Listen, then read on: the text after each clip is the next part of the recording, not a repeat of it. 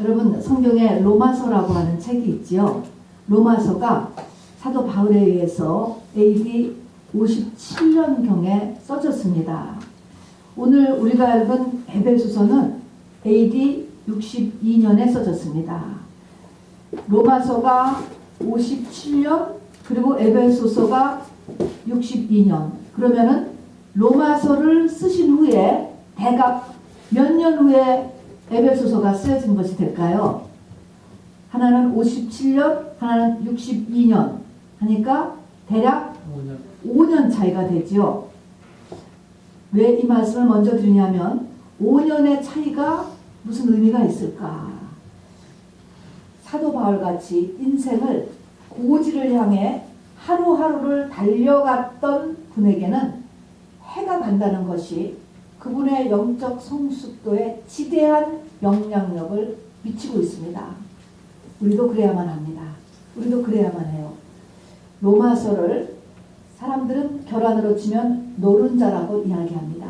그래서 로마서에는 기독교의 교리와 크리스천의 삶의 지표를 쓴 책으로 이렇게 알고 있습니다. 그런데 그 로마서를 쓰신 후에 5년 후에 쓰신 책이라고 하니까 더욱더 완숙한 책이 아니겠습니까? 그래서 에베소서를 로마서의 후편이라고도 이야기하고요. 더 말하면 에베소서는 매우 어려운 책이다 라는 것입니다. 로마서보다도 훨씬 더 깊은 것을 다루는 책이 에베소서입니다. 그런데 에베소서를 바울이 썼다고 했는데 누구한테 썼지요? 일단 첫 번째에 받는 사람은 에베소의 성도들에게 썼습니다. 물론 당시에 인쇄술이 없었기 때문에 에베소 교회인들이 먼저 이 편지를 읽고 그 다음에 이것을 돌려가면서 주변의 교회들도 같이 읽었다고 합니다. 어쨌든 에베소 교인들을 대상으로 해서 편지를 쓰신 것입니다. 어디서 썼지요? 감옥에서 쓰셨습니다. 그러면 에베소 교회를 향하여서 편지를 썼으면 에베소 교회가 어떤 교회인가라는 걸 우리가 먼저 알 필요가 있습니다. 에베소 교회는요, 사도 바울께서 2차 전도 여행과 3차 전도 여행 때 세웠는데, 특별히 3차 전도 여행 때 이제 확실하게 교회를 세우게 되었습니다.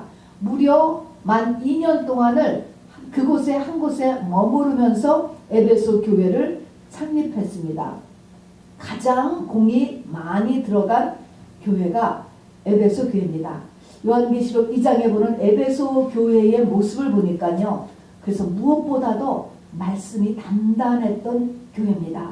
바울이 바로 브리스길라와 아굴라와 함께 바울이 2년 동안 말씀으로 세운 교회이기 때문에 첫 번째는 말씀이 단단했고 말씀만 있는 것이 아니라 행위가 있다고 했습니다. 요한계시록에 보면 수고도 있고요. 또 인내도 있고요. 또 영분별도 있어서 이단과의 대처도 잘했고요. 또 에베소 교인들은 아주 부지런했다 이렇게 이야기했습니다. 그러니까 훌륭한 교회였다는 것이죠. 그렇게 창립된 에베소 교회가 오늘 에베소서를 썼을 때는 창립 몇 주년쯤 됐을 것 같아요. 10년이에요. 10년.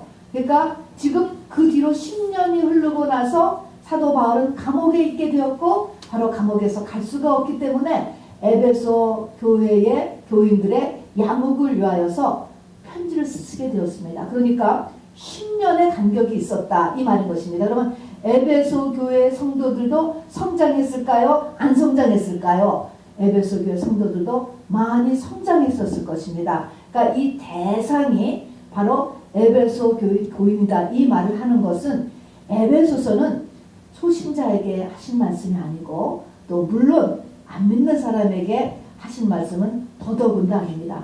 매우 믿음이 이제 이 잘 믿는 상태에서 10년이 간 사람들이다. 이 사람들에게 들려주시는 하나님의 진리의 말씀인 것입니다. 그러니까 지금 이 말씀을 제가 여러분에게 드리는 것도 여러분도 적어도 에베소의 성도들 같이 잘 시작하여서 10년을 잘 걸어왔다라고 믿고 지금 말씀을 하는 것입니다. 왜냐하면요, 사도 바울은 편지를 쭉 또 사도 바울의 이 메시지를 들으면요, 바울은 그냥 아무 말씀이나 다 하신 게 아니에요. 보면은 항상 듣는 자의 수준에 맞추어서 당신의 것을 열으셨습니다. 그래서 그때는 너희들에게 단단한 것을 먹을 때가 못 되어서 내가 밥으로 아니하고 저주로 한다. 또 이렇게 그 신령한 것은 너희가 알지 못하니까 다 내가 아직 오픈하지 못한다 라고 말씀하시면서 듣는 자의 수준만큼 열으셨다는 것입니다. 그러니까 지금 에베소 교인에게 에베소서를 쓸 때 사도 바울이 에베소 성도의 수준에 맞추어서 이게 열은 말씀이에요. 한마디로 아까도 얘기했지만 어려운 말씀입니다, 여러분. 이런 수준에서 이 말씀을 받아들여야 됩니다. 우선요, 이 에베소서를 쓰신 분이 바울 사도인데요. 사도 바울께서는 감옥에 갇혀 있어요. 로마의 감옥입니다. 물론 완전한 이런 감옥이 아니고 이렇게 연금 같은 감옥이라고는 하지만 어쨌든 감옥에 있게 되었는데 우리가 이렇게 생각 들지 않을까요? 예수를 잘 믿었으면 노후가 이게 왜 이럴까 하는 것이죠. 우리가 흔히 생각하는 예수를 잘 믿었으면 여러분 나이가 들면 어때야 된다고 여러분 생각하십니까? 한번 생각을 해보시기 바랍니다. 여러분 여기에서부터 교정을 해야 됩니다. 교정을 말입니다. 사도 바울은 지금 로마에서 한 거의 2년을 감옥 생활을 하셨고요. 로마에 오기 전에도 2년 정도 옥에 갇혀 있었고 옮기는 과정에서 1년, 그래서 거의 한 지금 5년 정도를 옥살을 하고 있는 것입니다. 그럼 우리가 생각하면 이 옥에서 풀려난 다음에는 그 다음에는 아주 유명 인사가 되진 않았을까? 그렇지 않습니다. 옥에서 그냥 순교하셨습니다. 그대로 끝난 거예요. 세상에서 추구하는 가치를 하나도 갖지 못한 채 감옥에서 그대로 인생이 끝났단 말입니다. 감옥 하면 감옥이 상징하는 것이 있습니다. 감옥은요, 묶인 거예요. 뭔가 삶이 묶였습니다. 또 감옥은 지금도 좀 그럴 거예요. 그 당시는 가장 낮은 위치가 감옥이에요. 뭐라고 이야기할 수 없는 사회 가장 낮은 위치, 조롱받는 위치, 멸시받는 위치, 그 위치가 감옥에 있는 거예요. 그 다음에 감옥은 언제 죽을지 모르는 거예요. 지금하고 또 다른 것입니다. 죽음이 눈앞에 왔다 갔다 하고, 그리고 가장 밑바닥에 있으면서 환경이 묶인 위치, 이게 감옥에 있는 위치예요. 거기서 끝났단 말입니다. 이것을 볼 때마다 우리가 이 성경을 읽을 때마다 신약이 거의 반이 사도 바울의 글이지 않습니까? 그리고 12사도가 있는데 이분의 생애를 보면 우리가 이 세상의 가치보다 더한 것이 있다라는 것을 반드시 알아두셔야 됩니다. 하나님이 우리에게 원하시는 것은 세상의 가치 그 너머의 것이 더 있다. 이거를 반드시 마음에 간직하시기 바랍니다. 지금은 교회의 세속화 시대입니다. 그래서 세상의 가치관과 교회의 가치관이 같아졌어요. 이렇게 되기 때문에 교회가 망하게 되는 것입니다. 분명히 세상의 가치관을 넘어서는 더 중요한 것을 우리 믿는 사람들에게 하나님은 요구하시고 그것을 향하여서 우리를 이끌어 가신다라고 하는 것을 잊지 마시길 바랍니다. 우선 서론적으로요, 이 에베소서의 이 첫 부분을 들어가기 전에 우리가 두 가지를 에베소 들어가면서 서론적으로 알아둘 것이 있습니다. 사도 바울이 지금 이렇게 감옥에 갇혔어요. 우리가 생각하면 저도 그럴 것 같아요. 지금 한참 일할 나인데 지금 전도 나가야 되고 선교 나가야 되고 목회해야 될 텐데 이게 감옥에 지금 5년째. 이게 도대체 무엇일까 이렇게 생각하지 않겠습니까? 이런 위치에서 이제 사도 바울이 이런 위치에서 이 편지를 이렇게 쓰게 되는데 이 편지를 쓰는 이 모습을 한번 생각을 해보세요. 바울이 이런 위치에서 이 편지의 내용들 뒤에서 쭉까지 다 보면 낙심한 모습도 안 보이고 원망도 안 보이고 또 편지를 쓰면서 나를 위해서 좀 세게 기도를 해달라. 중보기도 빨리 여기서 풀어나지도록 세게 중보기도를 해달라. 어쩌면 감옥에서 풀어나도록 어떤 조처를 해달라. 그런 것이 하나도 없습니다. 우리 여기 읽지만 첫 마디가 뭡니까? 찬송하리로다로 나오거든요. 찬송하리 순종하려다. 그래서 그런 환경, 이런 환경에 이렇게 처했을 때 사도 바울이 어떻게 믿었느냐, 어떻게 그 대처했느냐. 하나님에 대한 트러스트라는 게 있잖아요. 신뢰. 이 자기의 이 감옥에 갇힌 이 상태가 내 생각에는 굉장히 불행한 상태였지만 분명히 하나님의 축복의 상태다. 하나님의 뭔가의 귀한 뜻이 있다라는 것을 아는 사람이에요. 여러분, 이것이 우리에게 첫 번째로 중요합니다. 세상적으로는 그것이 불행으로 보이지만 우리가 성령 받은 우리에게는 그것이 축복의 디딤돌이라고 하는 사실을 명심하셔야 돼요. 성경이 끊임없이 이야기하는 것이 바로 고난이 주는 축복을 이야기하고 있지 않습니까? 그 부분을 우리가 심각하게 생각해 볼 수 있어야 되고, 자, 이때 사도 바울이 뭘 했느냐? 할 수 있는 게 무엇인가를 이제 찾는 것이에요. 우리가 언뜻 생각하면, 아니, 감옥에 있으니까 뭐 아무 일도 안 해도 될 것 같고, 뭐 또 해도 뭐 감옥에 있는 사람의 또 뭐 말에 무슨 권위가 있을까? 또 그렇게 생각할 수도 있고, 그렇다고 또 다른 교회, 이 에베소 교회라든가, 이거 왜 빌립보서, 빌레몬서 이렇게 쓰셨는데 그 교회에서 사도 바울에게 명함을 요청한 것도 아니에요. 그냥 쓰신 거예요. 그냥 쓰신 거. 자, 그러면은 이런 상태를 낙심의 상태, 장애의 상태로 보지 아니하고 하나님의 뭔가 귀한 뜻이 있는 상태로 보고 거기서 자기의 할 일을 찾았다라고 하는 것이 참 놀랍지 않습니까? 이 상태가 우리가 뒤에서 보면요, 여기서 쓰는 옥중서신이 이 신약성경의 이 기둥을 차지하고 있는 것입니다. 감옥에 사도 바울을 넣지 아니하면 이 깊은 하나님의 계시가 나올 수가 없는 영적인 원리를 우리는 옆에서 이제 이렇게 지켜볼 수 있게 되잖아요. 다 단절된 상태에서, 그리고 바닥에 떨어진 상태에서 그때의 하나님의 계시를 쫙 받을 수 있는 거예요. 여러분, 이런 말을 이해할 수 있죠? 배부르고 등 땄으면 여러분 쓸려 내려가는 거예요. 그런 원리에서 왜 사도 바울을 이 말년에 감옥에다가 집어넣었느냐. 여기에 하나님의 그 이후의 모든 세대와 지구 전체를 위한 하나님의 쓰임인 것입니다. 바울은 그때 나가서 당장 목회하고 당장 선교 나가고 당장 전도해야 될 것을 생각했지만 이 하나님의 이 계획에 의한 영향은 얼마나 큰가를 보세요. 지금 지구의 모든 사람들이 이것을 보고 빛을 삼지 않습니까? 이것을 보고 삶의 기준을 삼지 않습니까? 이 쓰임은 이로 말할 수가 없는 거예요. 그 이후에 2000년이 지난 지금까지, 그리고 온 지구가 이 신약성경을 읽고 빛을 찾는 것입니다.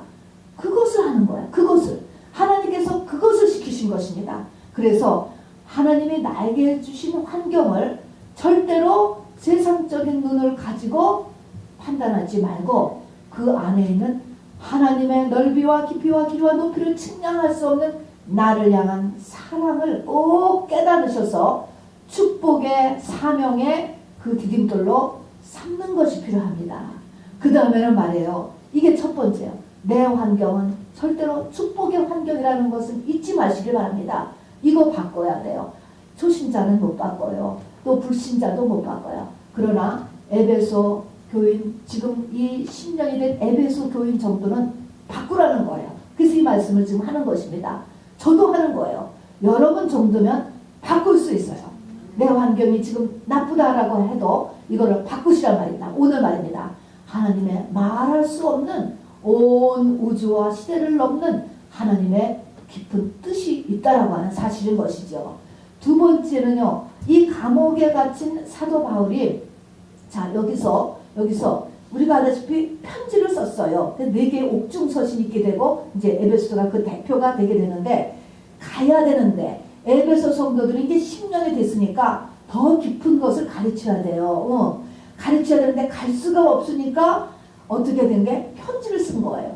그래서 이 에베소서는 양육의 편지예요. 그냥 편지를 썼는데 보세요. 이 편지를 썼다라고 해서 누가 쓰라고 한 것도 아니고 또 이건 썼다고 해서 뭐 사도 바울에게 무슨 베네핏이 오는 게 하나도 없어요. 뭐 이 돈이 생기는 것도 아니고 상황이 이렇게 나아지는 것도 아닌 것입니다.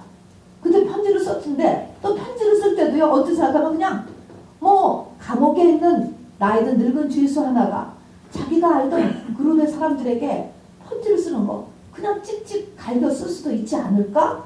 여러분, 근데 생각해 보세요. 이 편지가, 그 편지들이 모두 다 성경이 되었다라고 하는 사실이에요.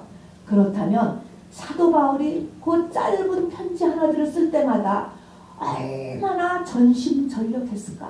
성령의 인도함을 100% 받기 위해서 전심전력을 하면서 이 편지를 썼다는 것입니다. 누가 알아주는 사람 없어요. 그거 썼다고요. 그거 했다고 자기한테 세상적인 베네핏 오는 거 없어요. 그런데 이거를 이렇게 최선을 다해서 바로 이 편지를 썼다고 하는 거. 그러니까 하나님이 이거를 성경으로 만드셨다라고 하는 것을 잊지 마시기 바랍니다. 여러분, 그래서 두 번째로 우리가 이 에베소서를 들어가기 전에, 옥중서신을 들어가기 전에 알아야 될 것은 우리의 신실함이에요, 여러분. 우리가 크리스천의 첫 번째의 덕목, 또는 크리스천 리더의 크리스천의 덕목이 뭔지 아세요? 성실함입니다. 성실하고 신실한 것. 이거는 세상에서도 마찬가지예요. 무슨 일이든지 여러분 이 성실함이 있어야 세상에서도 앞에 쓸 수가 있게 됩니다. 특별히 하나님 일을 하면서 여러분 얼렁뚱땅 한다든가 땜빵으로 한다, 이렇게 절대로 하지 마시기 바랍니다. 하나님의 이름이 붙여지는 모든 일은 하나님이 불꽃 같은 눈으로 보고 계세요. 그 무엇을 하나 하든지 여러분 하나님 앞에서 하는 최선을 다해서 하나님 앞에 올리시기를 바랍니다. 자, 그래서 이렇게 전심전력을 향하여서 이렇게 이 편지를 썼다라는 것이에요. 아, 성경이 될 줄 알아서 물론 그렇게 했겠지. 그러나 성경이 될 줄 모르는 상태에서 이렇게 했다는 것이 지금 중요하게 되는 것이죠. 여러분이 하는 일도 마찬가지인 것입니다, 여러분. 자, 우리의 자녀들을 우리가 교육할 때도요, 자녀들한테 꼭 1등 해야 될 필요는 없어요. 1등 하라고 우리가 하는 게 아니에요. 뭐를 가르치는 것입니까? 왜 숙제를 꼭 하라고 하느냐? 왜 학교에 지각하지 말라고 하느냐? 왜 웬만하면 학교를 빠지지 말라고 하느냐? 삶의 기본 자세예요. 성실함입니다, 여러분. 성실함을 여러분 배우시기 바랍니다. 이것이 안 되면 여러분 앞에 설 수 없어요. 주의 일에 여러분 열매 맺을 수 없다는 것을 잊지 마시기 바랍니다. 그래서 이 사도 바울의 놀라운 성실함, 그가 바로 이 가말리알 문화에서 엄격한 훈련과 율법으로 무장된 그 열매가 이러한 삶의 성실함이에요, 여러분. 그래서 이 두 가지를 우리가 미리 준비하고 말씀을 대하기를 바랍니다. 그 다음에 이제 본격적으로 들어갑니다.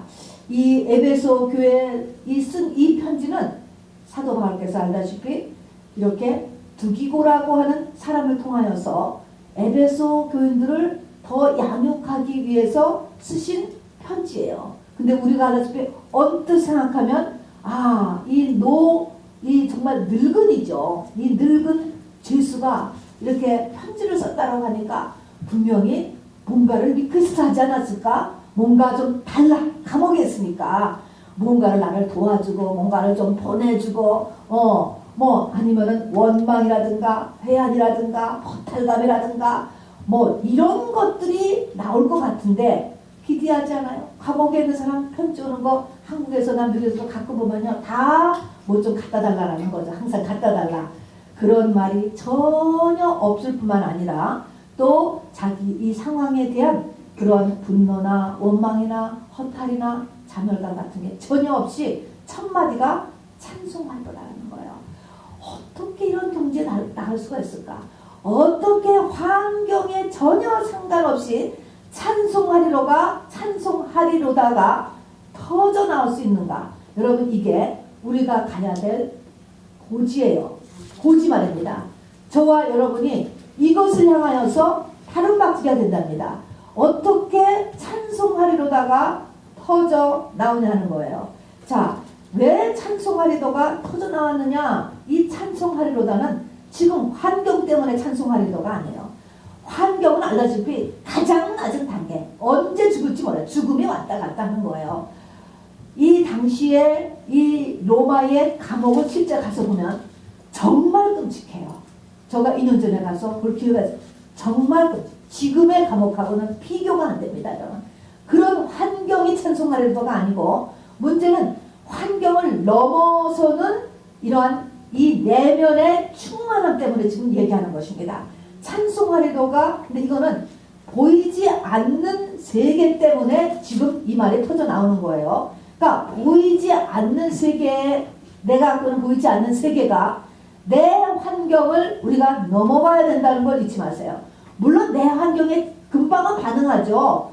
사람이기 때문에 찔르면 피가 나요. 아픈 건 금방 아프고, 없으면 배가 고프고, 졸려오면 쓰러지고, 이거는 당연해요. 그러나 그것 이외에 곧바로 터져나오는 우리의 영적인 상태가 중요하다는 것이죠. 그러니까 그것 가서도 우리가 뭐 철인이다 그런 의미는 아니에요. 똑같은 사람이지만 어떻게 환경을 넘어설 수 있는가 하는 것이죠. 오늘 찬송하려다 뭐가 그럼 그렇게 찬송하냐? 뭐가 그렇게 할렐루야냐? 뭐가 그렇게 좋아? 뭐가 그렇게 좋으냐고.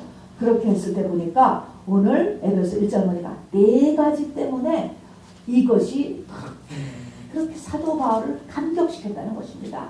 이 감격이 우리 속에도 생겨날 수 있게 되기를 바랍니다. 첫 번째는 뭐냐면 창세전에 나를 택하셨다. 두 번째는 내 인생 여정의 여러 가지를 예정하셨다. 예정하셨다. 누구하고 결혼한 것도 생각해보니까 하나님의 예정이네. 아, 지금 이 자리에 앉아있는 것도 보니까 예정이었네. 또 미국에 온 것도 어떻게 보니까 예정이었네. 이렇게 자기 인생이 하나님 안에서 예정되었다. 세 번째는 내 죄를 사하셨다. 누구로 인해서? 예수 그리스도를 죽으심으로 인해서, 당신이 죽으심으로 인해서 내 죄를 사하셨다. 그래서 내가 하나님 보좌 우편에 앉게 되었다. 이것입니다. 이 4가지 때문에 이렇게 찬송하리로다 하는 기쁨의 감격이 바로 이렇게 터져 나온다는 것입니다. 한마디로 말하면 이것은 피조물이 창조주의 레벨에 들어가는구나, 이거를 깨달은 거예요. 지금 제가 이렇게 얘기를 해도 이것이 와닿지를 않는 분들이 대부분일 거예요. 아까도 얘기했지만. 그래서 에베소서는 매우 어려운 책이고, 이것이 와닿는 것은 뭐에 비례하느냐? 나의 뒤에 보면 속사람이 어느 만큼 컸느냐에 이것이 나타나는 거예요. 자, 그래서 정말 뭐 돼지에게 다이아몬드를 진주를 줘도 하나도 가치가 없지. 꿀꿀이지도 훨씬 낫지. 그런 것처럼 이 말씀을 해도 믿음이 없는 사람은 아무 감각이 없어. 당장에 돈만 부리 들어오는 것이 정말 찬송하리로다가 나올 수 있겠죠. 자, 그런데 이 사도 바울이 지금 하는 거는 4가지로 있습니다. 하나님이 나를 창세전에 택했다. 내 인생이 예정되었다. 그리고 내 죄를 사하셨다. 그리고 내가 하나님의 보좌 우편에 앉는다. 이 4가지입니다. 자, 그럼 우리가 여기서 잠깐 짚고 넘어갈 것이요. 나를 창세전에 택했다거나 내 인생이 예정되었다. 이게 에베소서에 나와요. 자, 이것이 성경 전체 이런 부분이 쫙 깔려 있어요. 이것 때문에 이제 교리라는 것에 들어가면 예정론이라는 게 나와요. 그 다음에는 자유의지론이라는 2개의 큰 갈등하는 교리가 등장하게 되는 것입니다. 자, 이 교리를 잠깐 짚고 넘어가야 돼요. 예정론도 성경에는 쫙 예정론이 깔려 있습니다. 에서와 야곱이 분명히 태어나기 전에 하나님이 사랑할 자와 미워할 자를 택했다라고 나와요. 태어나기 전에. 또 사도 바울조차도 이방인을 위한 나의 그릇으로 내가 택했다. 나의 택한 그릇이다. 그랬고 하나님의 택함이 있다는 거예요. 또 여기 있는 그대로 우리를 그 기쁘신 틈대로 그리스도 안에서 우리를 택하고 우리를 예정했다. 이 단어가 분명히 있으니까 하나님의 예정론이 성경에는 흘러가고 있습니다. 그런가 하면은 한쪽에서 보면은 자유의지는 네 하기에 달렸다. 내 하기에 달렸다가 또 성경에는 쫙 흘러갑니다. 그렇죠. 분명히 신명기서부터 네 앞에는 두 길이 있다. 네가 택해 축복의 길을 갈지 저주의 길을 갈지 네 택하기에 달려있다. 택하라 라는 명령으로 딱 끝나 있는 것입니다. 그래서 뿌린 대로 거둔다라는 망고의 원리를 말씀하셨어요. 또 내가 전심전력하여 너의 진보를 나타내라. 네가 전심전력하는 거야. 이건 하나님이 해주시는 게 아니고 네가 전심전력하라. 또 힘써 구원이라. 힘쓰라는 거야. 나보고 힘쓰라. 또 계시록에도 내가 문 밖에 서서 문을 두드리노니 네가 문을 열면 들어가고 안 열면 못 들어간다는 것이죠. 문을 열면 들어가서 너와 같이 먹고 마시자라는 말씀이 있습니다. 자, 그래서 이렇게 예정론과 자유의지론이 흘러가는데 이제 사람들은 이걸 가지고 자유의지와 이 예정론이 뭐가 맞느냐로 갈등을 해요. 또 이 중에서 그럼 두 가가 같이 간다라고 하면 서로 몇 %씩이냐, 몇 %씩 서로 이렇게 서로 50% 50%냐 또 이렇게 묻기도 합니다. 또는 어떤 것은 그럼 예정이고 어떤 것은 이 자유의지냐 이렇게 이야기를 하고 합니다. 그런데 이 모든 것들이 우리 사람의 차원에서는 답이 안 나온다라는 것을 말씀드립니다. 무엇 때문에 그러냐? 두 가지가 반드시 알아야 될 것은 첫 번째로 시간 때문에 그렇습니다. 여러분 길이 딱 막혔어요. 지금 내가 나와서 아무리 봐도 도대체 저 끝차가 막혀있는 건 뭐지? 무슨 일이 일어났는지 언제 부러질지 알 수가 없어요. 근데 내가 만일에 헬리콥터를 타고 쭉 올라갔다 보면 저기서 사고가 나서 길이 막혀있구나. 얼마가 되면 틀어지겠네. 금방 보는 거예요. 그러나 내가 헬리콥터를 안 타고 올라가면 그 자리에서는 도저히 내 힘으로는 알 수가 없어. 차가 안 간다는 거 외에는 알 수가 없잖아요. 그 땅에 있는 것과 헬리콥터를 타고 올라가서 보는 것의 차이가 뭐냐? 시간이에요. 하나님은 시간 밖에 계신 분은 시간 밖에. 우리는 시간을 살아요. 시간. 하나님은 시간 밖에 계세요. 그래서 성경에 보면 어떻게 요한계시록에서 끝나 있어요. 벌써 다. 인류가 다 끝났다니까. 그게 벌써 다 기록되어 있잖아요. 하나님은 여러분의 장례식이 벌써 다 하나님 앞에 올라가 있어. 죽을 때 어떻게 장례식에 누가 다 돼 있다니까. 그러니 시간 밖에 있는 분하고 그분이 쓰신 책하고 우리하고 어떻게 맞추겠습니까? 도저히 못 맞추는 거예요. 또 그 다음에는요. 보세요. 이 금붕어 한 마리가요. 물속에서 나는 내 뜻대로 뭐든지 할 수 있어 라고 하면서 물풀 사이도 들어가고 모래 사이도 들어가고 막 자기 자유의지대로 살았다고 해요. 사람이 와서 그 어항을 싹 들고 가고 다른 머리가 딱 났어. 꼼짝없이 가는 거야. 그럼 꼼짝없이. 그게 뭐예요? 서로 이 종이라고 할까요? 이 종이 다르면 절대로 위의 종을 이길 수 없어요.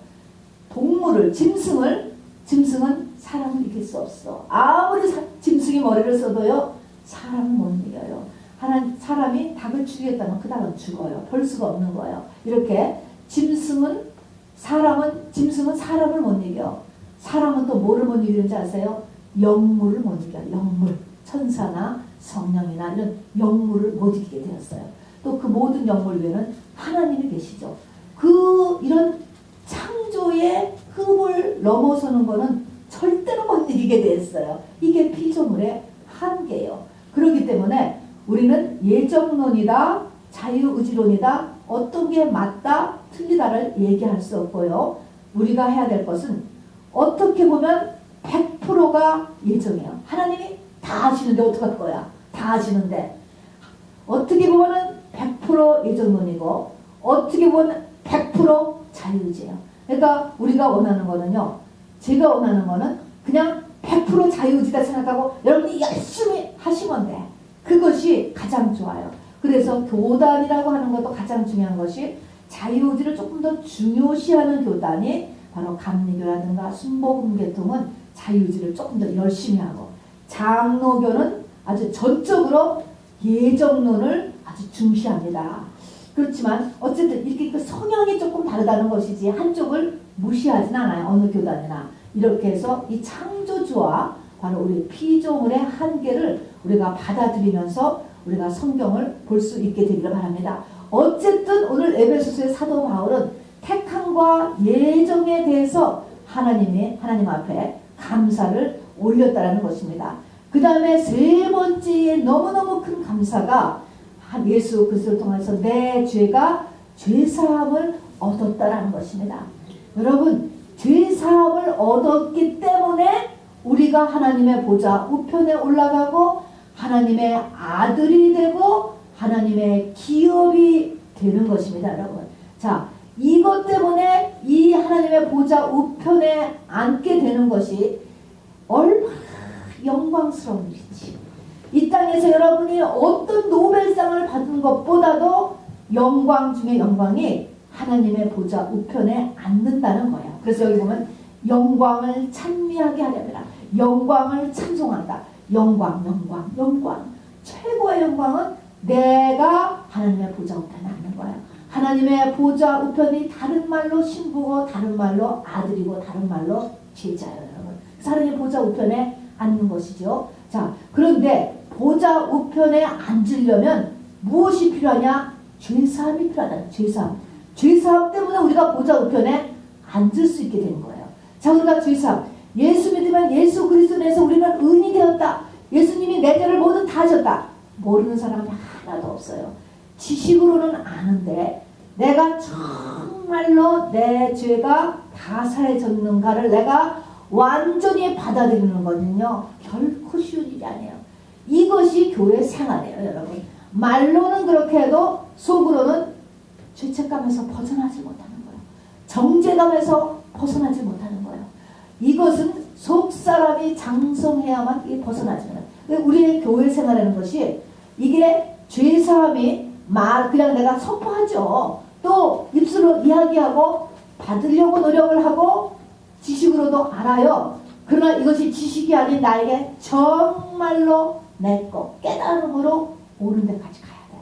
그러니까 이 죄사함이라는 단어가 결코 쉬운 단어가 이게 전부예요. 사실은 죄라는 것도 하나님이 만드셨어요. 사실은 죄를 하나님이 만드시고 예수를 보내시고 죄사함을 얻게 하는 그 과정이 내 것으로 됨으로 인하여서 우리가 창조주의 레벨에 올라가는 거야. 죄가 내가 창조주 레벨에 들어가기 위해서 죄가 그래서 거기에 이게 만든 하나의 툴이 되는 것이죠. 자, 그래서 이렇게 우리가 죄사함을 받는 것이 우리의 받게 되는 것이 나의 신앙생활이다 하는 것입니다. 그래서 죄사함을 받으면 바로 이제 하나님의 보좌 우편에 앉게 된다.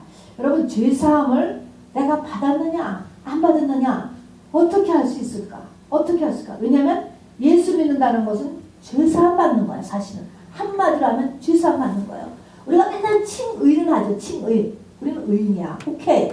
영계성으로 우리는 의인이야. 그렇기 때문에 의인으로서 기도하고 의인으로서 귀신 쫓고 의인으로서 한다고요. 그러나 내 중심에서부터 정말 내가 죄사함을 받으면 무슨 일이 날까? 예수님께서 돌아가시기 전에 바로 이 여인의 행한 일을 복음이 전파되는 곳마다 꼭 같이 전해라 라고 하는 한 사건이 있었습니다. 마리아의 사건이었어요. 마리아가 옥합을 깬 사건이었습니다. 이 일을 복음이 전파되는 곳마다 꼭 같이 전하라.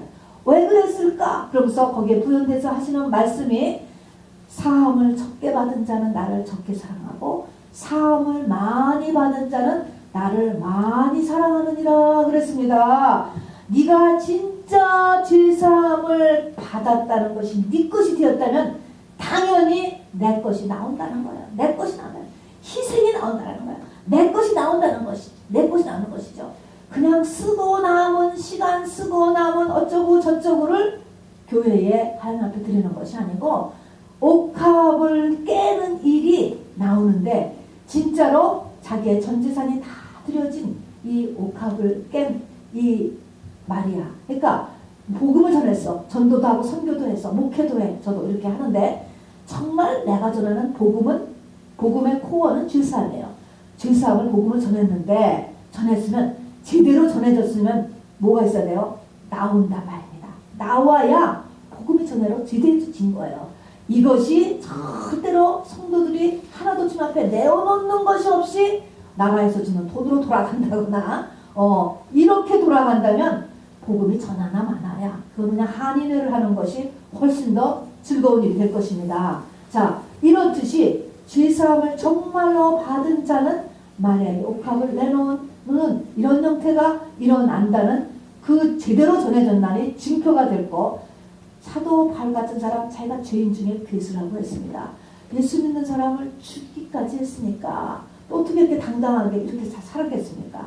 죄사함의 은혜를 완전하게 입었으니까 이렇게 사는 거예요. 자기 자신이 이 죄사함을 완전히 받았으니까 깨달았으니까. 그러니까 이렇게 되죠. 그러면 주눅 들어서 어디 가서 무슨 말을 하겠습니까? 죄사함을 완전히 받았고, 그렇기 때문에 사도 바울이 또 뭐라고 고백합니까?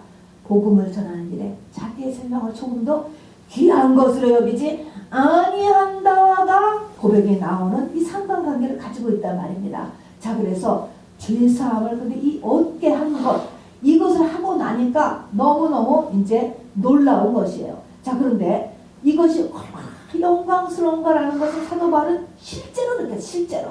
지금은 천국도 없어졌잖아요. 그냥 교회 다니면 천국이 있으면 가고 없으면 안 가고 또 있으면 다 가겠지. 지금 이렇게 돼 있어요. 전부 다 교회를 뭐 때문에 다니는지가 전부 흩어져 있답니다. 여러분, 천국이 실제로 있는데 천국 중에서도 이 천국과 그 거기에서의 자기가 위치가 마냥 생생하게 한국에 가면은 인천공항이 있고 거기에 가면 뭐 우리 집이 이것이 생생하게 있듯이 사도 바울은 죽은 후의 삶이 생생하게 다가오는 거예요. 여러분, 이게 믿음이에요. 여러분, 나에게 확실한 이 사후의 삶에 대한 확정이 있다면 우리 보통 그렇게 살 수 없어요. 그냥 그렇게 살 수가 없다고요. 이것이 희끄무레 하니까 뭐가 뭔지 모르게 그냥 신앙생활을 하게 되는 것입니다. 그러니까 이것이 클리어해져야 돼요. 사후의 삶이 클리어해져야 되고 보이지 않는 세계가 클리어해져야 돼. 그러면 보이지 않는 세계가 클리어해질 수 있는 내 속에 힘이 있어야 돼. 그 힘이 뭐냐? 그것이 바로 속사람이라는 것입니다. 겉사람 갖고는 절대로 안 돼. 아무것도 안 돼. 겉사람이 뭡니까? 겉사람이 나예요. 나라는 거 생각하는 것은 겉사람. 내가 지금 느끼는 나. 자존심 상하고 내가 인정받으니까 기분 좋고